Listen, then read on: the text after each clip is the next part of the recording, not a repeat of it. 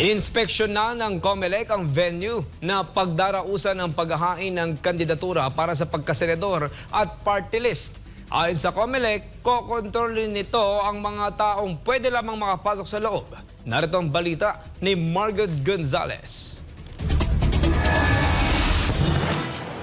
Isang linggo na lang ay bubuksan na ng COMELEC yung COC filing o yung paghain ng kandidatura ng mga aspirant na gustong tumakbo sa 2025 national at local elections.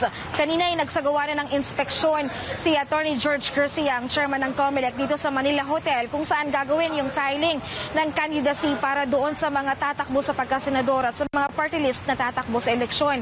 Ayon kay Garcia, magkakaroon ng sapat na seguridad dito sa Manila Hotel at magkakaroon ng limitasyon sa mga taong maaring makapasok at sa loob.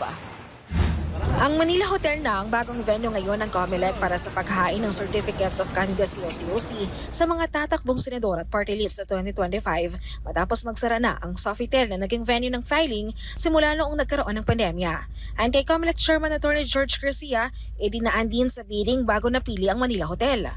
6 po yung nakapag-participate sa bidding. Ito po ay bidding, hindi po ito tinuro ng COMELEC. Nakadepende yan sa kung ano ang kagustuhan ng COMELEC. Lalo na yung issue ng space, issue ng security, issue ng parking, lalo na ng mga panauhin natin, members of the media at kung ano pa man.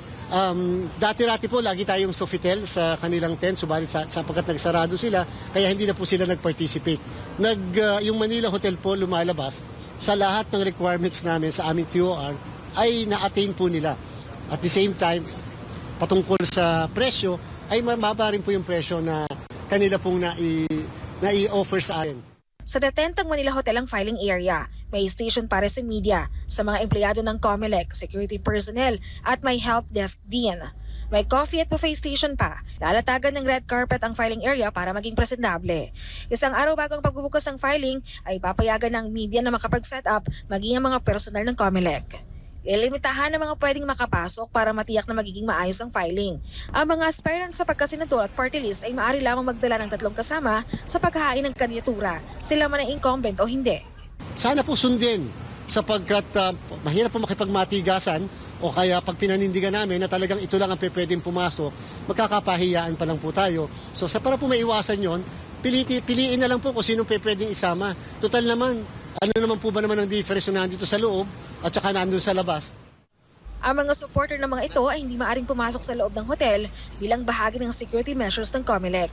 Ang mga aspirant hindi raw mapipigilan ng komisyon sakaling may gagawing gimmick sa paghain ng kandidatura, pero hindi po namin pipigilan yung mga ilang pwede nilang gawin. Kasi odang sumayaw sila dito, pagkapay nila ng candidacy, may dala silang maliit na tarpaulin.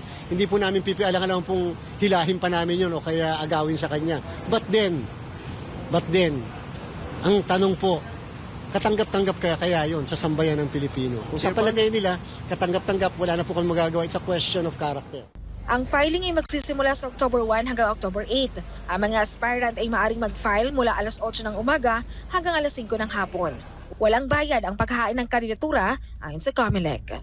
Para sa Diyos at Pilipinas Kumahal, Margot Gonzalez, SMNI News.